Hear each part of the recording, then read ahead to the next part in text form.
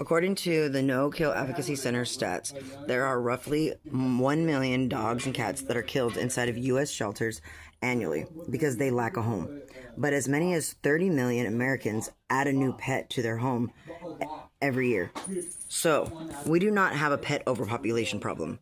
According to Nathan Winograd, we have a market share challenge, where when shelters compete for the market share of homes and keep of animals alive long enough to find those homes, shelter animals are saved rather than killed.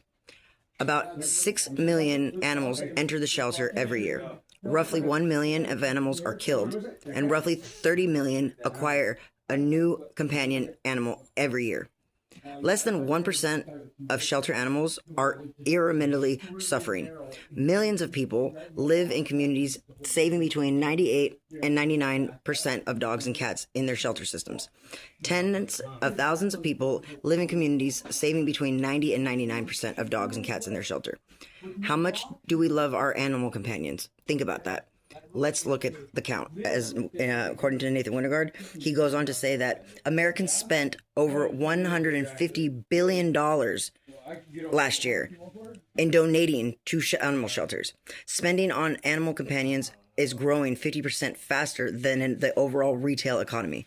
And most U.S. households have an animal companion, a rate that is growing. The percentage of animals acquired from shelters and rescue groups is growing, and the number of communities with breed discriminatory legislation is declining, and the last statewide ban was repealed.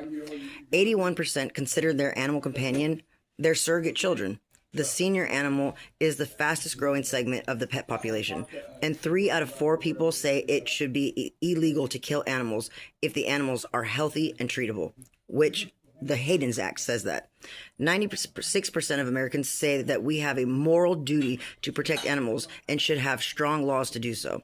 So why are we not pushing for true measures and true factors that would play a part in no-kill, like access to spay and neuter, access to veterinary care, emergency boarding, emergency transportation, fostering, moving animals out of shelters and into foster homes so that they're able to be evaluated organically and not given a 14-day trial period inside of a prison and then setting them up for failure. That's not no-kill.